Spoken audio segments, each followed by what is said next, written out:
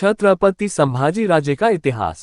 संभाजी राजे भोसले लगभग 14 मई 1657 11 मार्च 1689, जिन्हें शंभूराजे के नाम से भी जाना जाता है, मराठा साम्राज्य के दूसरे छत्रपति थे, जिन्होंने 1681 से 1689 तक शासन किया। वे मराठा साम्राज्य के संस्थापक शिवाजी के सबसे बड़े पुत्र थे। संभाजी का शासन काफी हद तक मराठों और मुगल साम्राज्य के बीच चल रहे युद्धों के साथ साथ अन्य पड़ोसी शक्तियों जैसे जंजीरा के एबिसिनियन, मैसूर के वाडियार और गोवा में पुर्तगाली साम्राज्य के बीच चल रहे युद्धों से प्रभावित था। औरंगजेब द्वारा संभाजी को फांसी दिए जाने के बाद उनके भाई राजाराम प्रथम अगले छत्रपति बने और मुगल मराठा युद्ध जारी रखा। प्रारंभिक जीवन। संभाजी राजे का जन्म पुरंदर किले में मराठा सम्राट शिवाजी राजे और उनकी पहली पत्नी सीबाई के घर हुआ था, जिनकी मृत्यु तब हो गई जब वे 2 वर्ष के थे। उसके बाद उनका पालन पोषण उनकी नानी जीजाबाई ने किया। 9 वर्ष की आयु में संभाजी राजे को पुरंदर की संधि के अनुपालन को सुनिश्चित करने के लिए एक राजनीतिक बंधक के रूप में आमेर के राजा जयसिंह प्रथम के साथ रहने के लिए भेजा गया था, जिस पर शिवाजी राजे ने 11 जून 1665 को मुगलों के साथ हस्ताक्षर किए थे। संधि के परिणामस्वरूप संभाजी राजे मुगल मनसबदार बन गए। वह और उनके पिता शिवाजी राजे 12 मई 1666 को आगरा में मुगल सम्राट औरंगजेब के दरबार में उपस्थित हुए। औरंगजेब ने दोनों को नजरबंद कर दिया, लेकिन वे 22 जुलाई 1666 को भाग निकले। हालांकि दोनों पक्षों में सुलह हो गई और 1666 और 1668 के बीच की अवधि के दौरान औरंगजेब ने शुरू में इनकार कर दिया, लेकिन बाद में राजकुमार मुअज्जम द्वारा दबाव डालने के बाद मुगल साम्राज्य की ओर से शिवाजी राजे द्वारा ग्रहण की गई राजा की उपाधि को आधिकारिक रूप से मान्यता दी। औरंगजेब ने राजकुमार मुअज्जम और शिवाजी राजे और संभाजी राजे की दोस्ती को बहुत संदेह के साथ देखा। मुअज्जम की मध्यस्थता से संभाजी राजे को 5000 घुड़सवारों के मुगल मनसबदार पद पर भी बहाल कर दिया गया। तब शिवाजी राजे ने संभाजी राजे को जनरल प्रतापराव गुर्जर के साथ राजकुमार मुअज्जम के अधीन सेवा लेने के लिए भेजा, जो दिलेर खान के साथ औरंगाबाद में मुगल वायसराय थे। संभाजी राजे ने 4 नवंबर 1667 को औरंगाबाद में राजकुमार मुअज्जम से मुलाकात की और फिर उन्हें राजस्व संग्रह के बहाने बरार में क्षेत्र के अधिकार प्रदान किए गए। इस अवधि में संभाजी राजे के नेतृत्व में मराठों ने मुअज्जम के नेतृत्व में मुगलों के साथ मिलकर बीजापुर सल्तनत के खिलाफ लड़ाई लड़ी। शादी। संभाजी महाराज का विवाह राजनीतिक गठबंधन के तहत जिवबाई से हुआ था और मराठा रीति रिवाज के अनुसार उन्होंने अपना नाम येसुबाई रख लिया था। जिवबाई पिलाजी शिर्के की बेटी थीं, जो देशमुख सूर्याजी सुर्वे की हार के बाद शिवाजी महाराज की सेवा में शामिल हुए थे, जो उनके पिछले शासक थे। इस विवाह ने शिवाजी महाराज को कोंकण तटीय क्षेत्र तक पहुंच प्रदान की। येसुबाई के 2 बच्चे थे, बेटी भवानी बाई और फिर एक बेटा जिसका नाम शाहू प्रथम था, जो बाद में मराठा साम्राज्य का छत्रपति बना। गिरफ्तारी और मुगलों के पक्ष में दलबदल। संभाजी राजे के व्यवहार, जिसमें कथित गैरजिम्मेदारी और कामुक सुखों की लत शामिल थी, के कारण शिवाजी महाराज ने उनके व्यवहार पर अंकुश लगाने के लिए उनके बेटे को 1678 में पन्हाला किले में कैद कर दिया था। संभाजी राजे अपनी पत्नी के साथ किले से भाग निकले और दिसंबर 1678 में 1 साल के लिए दिलेर खान के साथ फिर से जुड़ गए। शिवाजी महाराज अपने दक्षिण अभियान दक्षिण दिग्विजय से लौटने के बाद उन्होंने संभाजी राजे को सज्जनगढ़ में तैनात किया, ताकि उनके रवैये में सुधार हो सके। यद्यपि संभाजी मठ और उनकी प्रथाओं का सम्मान करते थे, लेकिन वे उस अनुशासित दिनचर्या का पालन करने में सक्षम नहीं थे। संभाजी राजे और दिलेर खान के बीच पहले से ही एक संपर्क स्थापित था, जो अब दक्षिण दक्खन में मुगल मामलों के एकमात्र प्रभारी थे। 13 दिसंबर 1678 को संभाजी अपने साथ एक छोटा अनुचर लेकर वहां उन्होंने कृष्णा और वेन्ना के संगम पर अपने सेवकों को विदाई दी। दिलेर खान ने इखलास खान मियाना और गैरत खान को 4000 की सेना के साथ संभाजी राजे को प्राप्त करने के लिए भेजा। इन दोनों खानों ने सूपा के दक्षिण में मोरगांव के आसपास 4 कोस की दूरी पर संभाजी राजे से मुलाकात की। वहां से संभाजी राजे कुरकुम गए। दिलेर खान विशेष रूप से उनके लिए वहां पहुंचे थे, लेकिन फिर घर लौटते समय उन्हें पता चला कि दक्कन के मुगल वायसराय दिलेर खान ने उन्हें गिरफ्तार करने और दिल्ली भेजने की योजना बनाई है। घर लौटने पर संभाजी को पन्हाला में निगरानी में रखा गया था। वंशावली। परिग्रहण। जब 5 अप्रैल 1680 को शिवाजी महाराज की मृत्यु हुई, तब भी संभाजी पन्हाला किले में बंदी थे।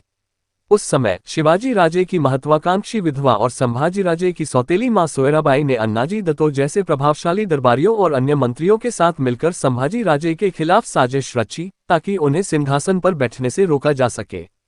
आनन फानन में उन्होंने 21 अप्रैल 1680 को सोयराबाई के बेटे और संभाजी के सौतेले भाई राजाराम महाराज को, जो उस समय 10 वर्ष के थे, सिंहासन पर बिठाया। ये खबर सुनते ही संभाजी राजे ने भागने की योजना बनाई और किले के कमांडर की हत्या करने के बाद 27 अप्रैल को पन्हाला किले पर कब्जा कर लिया। 18 जून को उन्होंने रायगढ़ किले पर नियंत्रण हासिल कर लिया। संभाजी राजे औपचारिक रूप से 20 जुलाई 1680 को सिंहासन पर बैठे। इसके तुरंत बाद जब राजकुमार अकबर की मदद से संभाजी राजे के खिलाफ एक और षड्यंत्र का प्रयास किया गया, औरंगजेब के चौथे बेटे मोहिते वंश से सोयराबाई के कुछ रिश्तेदारों और शिवाजी महाराज के कुछ मंत्रियों जैसे अन्नाजी दत्तो को षड्यंत्र के आरोप में मार दिया गया। सैन्य अभियान और संघर्ष। अपने राज्याभिषेक के तुरंत बाद संभाजी राजे ने पड़ोसी राज्यों के खिलाफ अपने सैन्य अभियान शुरू कर दिए। बुरहानपुर पर संभाजी राजे के हमले और औरंगजेब के भगोड़े बेटे राजकुमार अकबर को शरण देने के कारण अकबर को मुगल सेना के साथ दक्षिण की ओर जाने के लिए मजबूर होना पड़ा। बुरहानपुर पर हमला। बहादुर खान बुरहानपुर के किले के प्रभारी थे, जिन्होंने बाद में काकर खान को ये काम सौंपा। काकर बुरहानपुर के हिंदू नागरिकों से जजिया कर वसूलने का काम कर रहे थे। जजिया कर बुरहानपुर किले में वसूला और संग्रहित किया जाता था। संभाजी राजे ने 1680 में बुरहानपुर को लूटा और तबाह कर दिया। उनकी सेना ने मुगल सेना को पूरी तरह से खदेड़ दिया और बंदियों को दंडात्मक रूप से मार डाला। इसके बाद मराठों ने शहर को लूटा और इसके बंदरगाहों को आग लगा दी। इसके बाद संभाजी मुगल कमांडर खान जहान बहादुर की सेना से बचते हुए बगलाना चले गए। मुगल साम्राज्य। 1681 में औरंगजेब के चौथे बेटे अकबर ने कुछ मुस्लिम मनसबदार समर्थकों के साथ मुगल दरबार छोड़ दिया और दक्कन में मुस्लिम विद्रोहियों में शामिल हो गए। जवाब में औरंगजेब ने अपने दरबार को दक्षिण में औरंगाबाद स्थानांतरित कर दिया और दक्कन अभियान की कमान संभाली। विद्रोही पराजित हुए और अकबर संभाजी के पास शरण लेने के लिए दक्षिण भाग गया। संभाजी राजे के मंत्रियों अन्नाजी दत्तो और अन्य मंत्रियों ने इस अवसर का लाभ उठाया और राजाराम महाराज को फिर से राजगद्दी पर बिठाने की फिर से साजिश रची। उन्होंने संभाजी राजे के खिलाफ एक राजद्रोहपूर्ण पत्र पर हस्ताक्षर किए, जिसमें उन्होंने अकबर से मिलने का वादा किया, जिसके पास ये पत्र भेजा गया था। अकबर ने ये पत्र संभाजी राजे को दिया। क्रोधित होकर संभाजी राजे ने राजद्रोह के आरोप में षड्यंत्रकारियों को फांसी पर चढ़ा दिया। 5 साल तक अकबर संभाजी राजे के साथ रहा, इस उम्मीद में कि संभाजी राजे उसे सेना और पैसे उधार देंगे ताकि वह हमला करके मुगल गद्दी पर कब्जा कर सके। दुर्भाग्य से संभाजी राजे के लिए अकबर को शरण देने से कोई फायदा नहीं हुआ। आखिरकार संभाजी राजे ने अकबर को फारस भागने में मदद की। दूसरी ओर औरंगजेब दक्कन आने के बाद कभी उत्तर में अपनी राजधानी नहीं लौटा। रामसेज की घेराबंदी। 1682 में मुगलों ने रामसेज के मराठा किले की घेराबंदी की, लेकिन दीवारों पर कब्जा करने के लिए विस्फोटक बारूदी सुरंगें लगाने और लकड़ी के टॉवर बनाने सहित 5 महीने के असफल प्रयासों के बाद मुगल घेराबंदी विफल हो गई। औरंगजेब ने मराठा साम्राज्य पर हर दिशा से हमला करने की कोशिश की। वह मुगलों की संख्यात्मक श्रेष्ठता का अपने फायदे के लिए इस्तेमाल करना चाहता था। संभाजी ने आक्रमणों के लिए अच्छी तैयारी की थी और मराठा सेना ने गुरिल्ला युद्ध की रणनीति का उपयोग करते हुए संख्यात्मक रूप से मजबूत मुगल सेना को तुरंत कई छोटी लड़ाइयों में उलझाया। हालांकि जब भी उन्हें मराठा गढ़ क्षेत्रों में निर्णायक लड़ाई में मुगल सेनापतियों को लुभाने का मौका मिला, तो संभाजी और उनके सेनापतियों ने मुगल सेनापतियों पर हमला किया और उन्हें हरा दिया। संभाजी राजे ने अपने पक्ष में नुकसान को कम करने की रणनीति तैयार की थी। अगर कोई मौका होता था तो मराठा सेना निर्णायक रूप से हमला करती थी। हालांकि अगर मुगल संख्या में बहुत मजबूत होते थे तो मराठा पीछे हट जाते थे। यह एक बहुत ही प्रभावी रणनीति साबित हुई, क्योंकि औरंगजेब के सेनापति 3 साल की अवधि तक मराठा क्षेत्रों पर कब्जा करने में सक्षम नहीं थे। कोंकण पर मुगल आक्रमण। 1684 औरंगजेब ने तब मराठा राजधानी रायगढ़ किले पर उत्तर और दक्षिण दिशा से सीधे हमला करने का फैसला किया। उसने मराठा राजधानी को घेरने का एक छोटा सा प्रयास किया, जिसके कारण कोंकण पर मुगलों का आक्रमण हुआ। 1684 मराठा रणनीति और क्षेत्र की कठोर जलवायु के कारण मुगलों को बुरी तरह से हार का सामना करना पड़ा। इन असफलताओं ने औरंगजेब को मराठा साम्राज्य से दूर देखने और कुतुब शाही वंश और आदिल शाही वंश के खिलाफ सफलता की तलाश करने के लिए मजबूर किया। संभाजी 1680-89 के तहत मराठों ने पश्चिमी भारत में ऊपर से नीचे तक हमला किया। जंजीरा के सिद्दी। शिवाजी महाराज के अधीन मराठों का कोंकण तट पर नियंत्रण को लेकर भारत में बसे एबिसिनियन वंश के मुसलमानों सिद्दियों के साथ संघर्ष हुआ। शिवाजी महाराज जंजीरा के गढ़वाले द्वीप तक उनकी उपस्थिति को कम करने में सक्षम थे। संभाजीराजे ने उनके खिलाफ मराठा अभियान जारी रखा, जबकि उस समय सिद्दियों ने मुगलों के साथ गठबंधन किया था। 1682 की शुरुआत में एक मराठा सेना, जिसमें बाद में संभाजीराजे व्यक्तिगत रूप से शामिल हुए, ने 30 दिनों तक द्वीप पर हमला किया, भारी क्षति की, लेकिन इसकी सुरक्षा को भेदने में विफल रहे। तब संभाजीराजे ने एक चाल का प्रयास किया, अपने लोगों के एक दल को सिद्दियों के पास भेजकर दल बदलू होने का दावा किया। उन्हें किले में जाने दिया गया और उन्होंने आने वाले मराठा हमले के दौरान बारूद की पत्रिका में विस्फोट करने की योजना बनाई। मराठों ने फिर तट से द्वीप तक एक पत्थर का पुल बनाने का प्रयास किया, लेकिन मुगल सेना द्वारा रायगढ़ को खतरे में डालने के कारण बीच में ही उन्हें रोक दिया गया।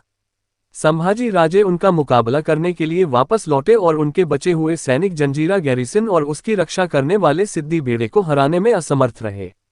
पुर्तगाली और अंग्रेजी 1682 में जंजीरा पर कब्जा करने में विफल होने के बाद संभाजीराजे ने इसके बजाय अंजादिवा के पुर्तगाली तटीय किले पर कब्जा करने के लिए एक कमांडर भेजा। मराठों ने किले पर कब्जा कर लिया, इसे नौसैनिक अड्डे में बदलने की कोशिश की, लेकिन अप्रैल 1682 में 200 पुर्तगालियों की एक टुकड़ी ने उन्हें किले से बाहर निकाल दिया। इस घटना के कारण दो क्षेत्रीय शक्तियों के बीच एक बड़ा संघर्ष हुआ। उस समय गोवा की पुर्तगाली कॉलोनी ने मुगलों को आपूर्ति प्रदान की, उन्हें भारत में पुर्तगाली बंदरगाहों का उपयोग करने और अपने क्षेत्र से गुजरने की अनुमति दी। मुगलों को इस समर्थन से वंचित करने के लिए संभाजीराजे ने 1683 के अंत में पुर्तगाली गोवा के खिलाफ अभियान चलाया, कॉलोनी पर धावा बोला और उसके किलों पर कब्जा कर लिया।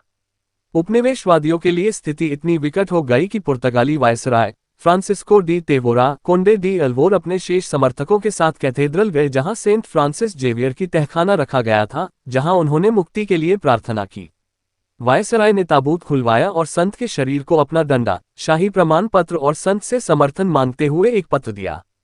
जनवरी 1684। इस बीच 1684 में संभाजी ने बॉम्बे में अंग्रेजों के साथ एक रक्षात्मक संधि पर हस्ताक्षर किए, जिसमें उन्हें अंग्रेजी हथियारों और बारूद की आवश्यकता महसूस हुई, खासकर इसलिए क्योंकि उनके पास तोपखाने और विस्फोटकों की कमी थी, जिससे मराठों की किलेबंदी की घेराबंदी करने की क्षमता बाधित हो रही थी।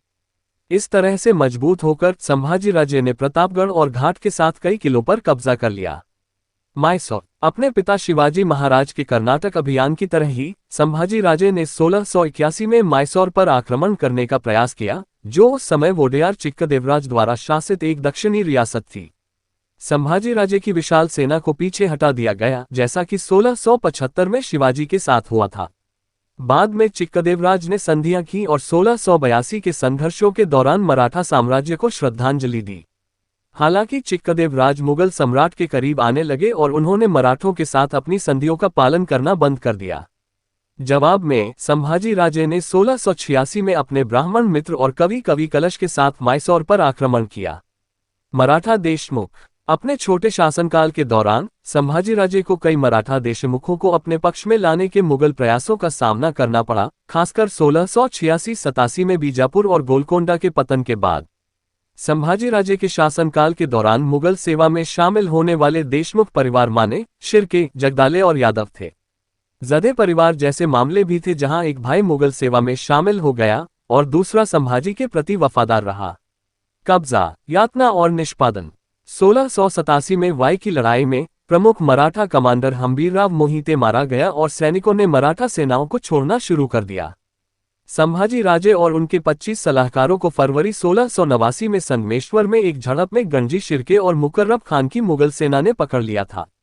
संभाजीराजे की स्थिति पर उनके करीबी अधिकारियों ने जासूसी की थी, जिन्होंने ये जानकारी मुकर्रब खान को दी थी। मुगल शासक के साथ संभाजीराजे के टकराव और उसके बाद यातना, निष्पादन और उनके शरीर के निपटान के विवरण स्रोत के आधार पर व्यापक रूप से भिन्न होते हैं। हालांकि आमतौर पर सभी सहमत होते हैं कि उन्हें सम्राट के आदेश पर यातना दी गई और मार डाला गया। पकड़े गए संभाजीराजे और कवि कलश को वर्तमान अहमदनगर जिले के पैटगांव में बहादुरगढ़ के किले में ले जाया गया। इसके बाद जो हुआ उसके कारणों के बारे में अलग अलग विवरण हैं। मुगल खातों में कहा गया है कि संभाजीराजे को अपने किलों, खजाने और मराठों के साथ मुगल सहयोगियों के नामों को आत्मसमर्पण करने के लिए कहा गया था और उन्होंने पूछताछ के दौरान सम्राट और इस्लामी पैगंबर मोहम्मद दोनों का अपमान करके अपने भाग्य को सील कर दिया और मुसलमानों को मारने के लिए उन्हें मार दिया गया। मुगल साम्राज्य के उलेमा ने बुरहानपुर में मुसलमानों के खिलाफ अपने सैनिकों द्वारा किए गए अत्याचारों के आरोप में संभाजी को मौत की सजा सुनाई, जिसमें लूट, हत्या, अपमान और यातना शामिल थी। मराठा विवरण में कहा गया है कि उन्हें औरंगजेब के सामने झुकने और इस्लाम धर्म अपनाने का आदेश दिया गया था और उन्होंने ऐसा करने से इनकार कर दिया। उन्होंने कहा कि जिस दिन औरंगजेब उन्हें अपनी बेटी का हाथ सौंपेगा, उसी दिन वे इस्लाम स्वीकार करेंगे, जिसके कारण उनकी मृत्यु हो गई। ऐसा करके उन्होंने धर्मवीर, धर्म के रक्षक की उपाधि अर्जित की। औरंगजेब ने संभाजीराजे और कवि कलश को फांसी देने का आदेश दिया। उन्हें यातनाएं दी गईं, अंधा कर दिया गया और 11 मार्च 1689 को पुणे के पास भीमा नदी के तट पर तुलापुर में उनका सिर काटकर हत्या कर दी गई।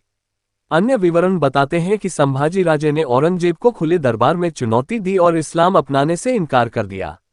डेनिस किनकेड लिखते हैं, उन्हें संभाजीराजे को सम्राट ने इस्लाम अपनाने का आदेश दिया। उन्होंने इनकार कर दिया और उन्हें पूरी शाही सेना के सामने दौड़ना पड़ा। उन्हें फटे पुराने और खून से लथपथ अवस्था में सम्राट के सामने लाया गया और उन्होंने अपना इनकार दोहराया। उनकी जीभ फाड़ दी गई और फिर से सवाल पूछा गया। उन्होंने लेखन सामग्री मंगवाए और लिखा, भले ही सम्राट ने मुझे अपनी बेटी की रिश्वत दी हो, इसलिए उन्हें यातना देकर मार दिया गया। कुछ विवरणों में कहा गया है कि संभाजीराजे के शरीर को टुकड़ों में काटकर नदी में फेंक दिया गया था, या शरीर या उसके हिस्सों को पुनः प्राप्त कर लिया गया था और तुलापुर में नदियों के संगम पर उनका अंतिम संस्कार किया गया था। अन्य विवरणों में कहा गया है कि संभाजीराजे के अवशेषों को कुत्तों को खिला दिया गया था। शासन। संभाजीराजे को शिवाजी महाराज द्वारा बनाई गई शासन व्यवस्था विरासत में मिली। उन्होंने अपने पिता की अधिकांश नीतियों को जारी रखा। राज्य का प्रशासन संभाजीराजे ने चंदोगामात्य और 8 मंत्रियों की परिषद की मदद से प्रबंधित किया। पीएस जोशी के अनुसार संभाजीराजे एक अच्छे प्रशासक थे जिन्होंने अपने विषयों को निष्पक्ष न्याय दिया। सूखे के विरुद्ध उपाय। संभाजीराजे के शासनकाल 1684-88 के दौरान महाराष्ट्र में भयंकर सूखा पड़ा था। स्थिति से निपटने के लिए संभाजीराजे को कई प्रशासनिक उपाय करने पड़े। संभाजीराजे ने गरीब किसानों की मदद करके शिवाजी महाराज की नीतियों को जारी रखा। शंकर नारायण जोशी ने कहा है कि अकाल के खिलाफ उनका दृष्टिकोण बहुत रचनात्मक था और उन्होंने कई जटिल समस्याओं का समाधान प्रदान किया।